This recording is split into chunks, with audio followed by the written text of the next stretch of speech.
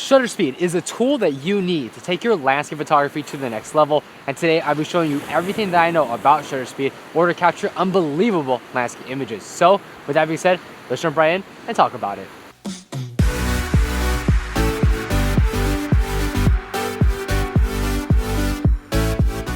What's up, y'all? It's Project Photography back with another video, and today before we get started, make sure to follow all of my socials, including a brand new Patreon in the description bar below. But shutter speed is one of the most important tools as a landscape photographer to get the most creative control over your images. It can do things like get long exposures, create astral images, or even showcase moving clouds in the sky. And for me, when I learned how to truly use shutter speed, it was when my landscape photography skills grew exponentially. It just allows for so much creative control, and that is exactly what I want to teach you guys in today's episode. Everything that I know about shutter speed and how you can apply it to your landscape photography. But before I show you any of my techniques, I have to talk about what shutter speed actually is and how it affects your photography, besides putting aside landscape photography at least. Shutter speed is the amount of time that your shutter takes to open and close, essentially how much light your shutter is letting in. For example, an image with 1/100th of a second shutter speed means it took the shutter 1/100th of a second to actually capture the photo. And the faster the shutter speed,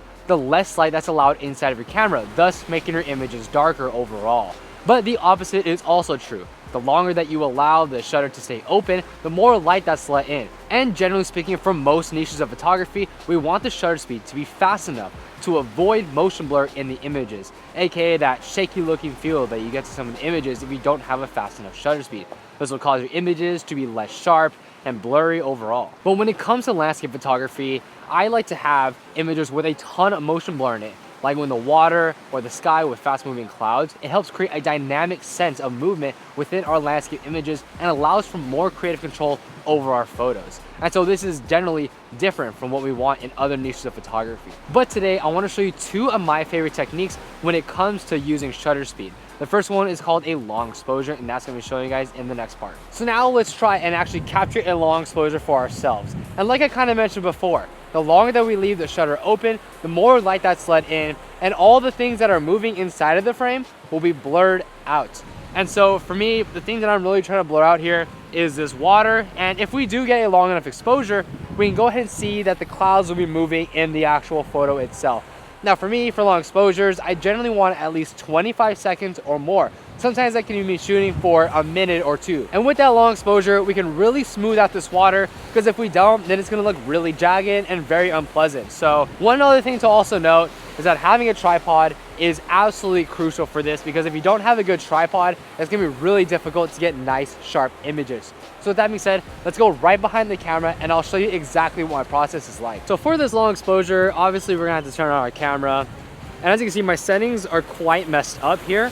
So I wanna go ahead and set my aperture to f8. ISO to 100 is good.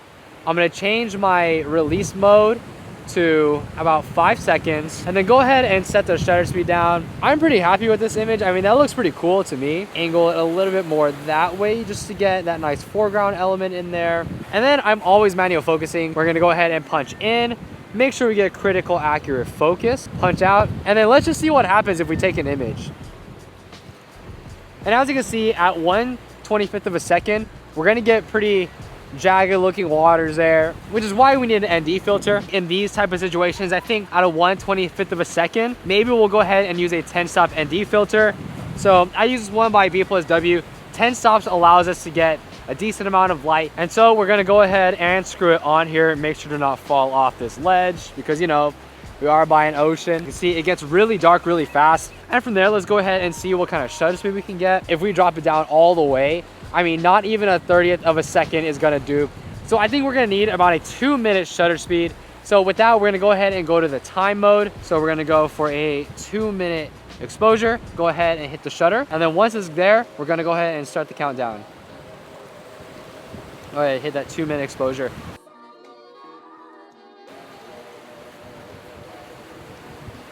So now that the timer is done, we go ahead and click the shutter button again. And we can go ahead and take a look at our image. Oh yeah, that is a long exposure right there. Nice and glossed over water with a lot of movement in the clouds. It's a little bit dark on the edges, but that's something that post-production can clean up. And for me, when I want to shoot those long exposures, it's usually when I'm farther away from water or I'm tend to be higher up. I'm either using a 10 stop or a 6 stop ND filter. Now the 6 stop will be more used when the light has gone down quite a bit. 10 stop is when there's a lot more light out. And when I first started learning about shutter speed, that's the technique I would use majority of the time. But after that is when I actually started to learn how to do much shorter exposures. And this technique is still called a long exposure, but it is a much shorter exposure. We're talking about like half a second to like 2 seconds max, where you want to capture that fast moving water in, give a dynamic, unique foreground element to the image. One thing to really note here is that I really want to time it with the water coming in. As you can see, it is very, very windy. There's a lot of water coming in, so there won't be an issue in that. And I want to make sure that the thing that I want to showcase in terms of its fast movement has a lot of speed. And now things that don't move as fast just won't be able to utilize this technique.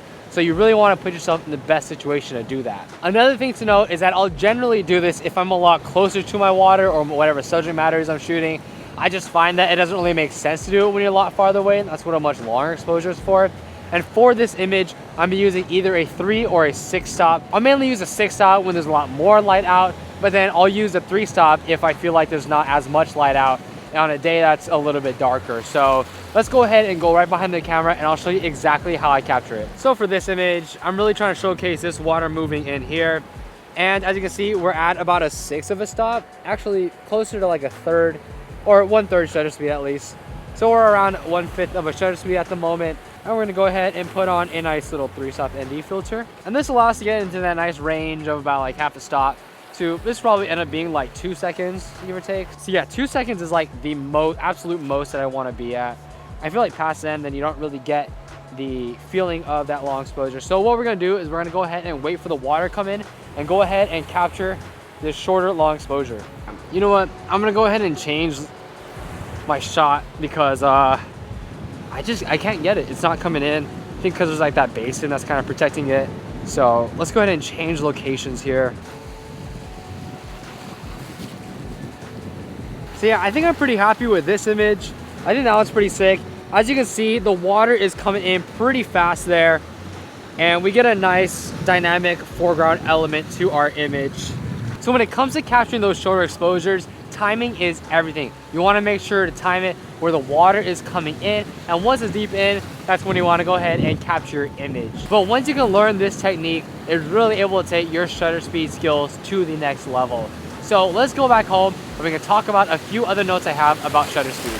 So now that we're back from the beach, I do have a few important notes to talk about shutter speed. First of all, we have to talk about ND filters, and I did mention it a little bit during the first part of this video, but ND filters are insanely important for getting the most creative control out of your shutter speed. By having the right set of ND filters, we can essentially utilize shutter speed to take whatever image that we want. And for me personally, I like to have a 3, 6, and a 10 stop ND filter. I found that to be proficient enough to cover a wide range of scenarios, whatever light scenario you need, and whatever shutter speed that you're gonna want. Another pro tip though is that when you are purchasing ND filters, make sure to purchase the largest size ND filter or 82 millimeters, and then get step up rings for all of your other size ND filters. This will allow you to save money versus going out and just buying different sets of ND filters for all your different lenses. That's incredibly redundant. This way you only need one set and you can cover all of your different lenses. Something else that isn't talked about too much, but is definitely prevalent, especially in those much longer exposures, is hot pixels. Now, I don't know the exact science behind this. You'll probably have to look it up. But essentially what happens is if you're taking an exposure that's, let's just say 25 seconds or longer, generally speaking, the longer the exposure, the more this will be prevalent.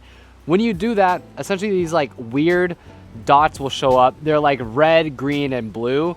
There's probably some significance to that with the RGB and sensors and all that. But when you're taking those long exposures, that's definitely something to be cognizant of so that you can go ahead and fix it in post-production. There's a bunch of tutorials out there that kind of show you how to mitigate that, but this video isn't necessarily meant to do that. And last of all, if I were to give myself some advice when I was a beginner landscape photographer, I would tell myself to experiment a lot with shutter speed, because as you're gonna learn, shutter speed is really where you're gonna find the most creative control in your landscape photography. You know, go out and test different ND filters in different scenarios. See what different kind of shutter speeds you can get.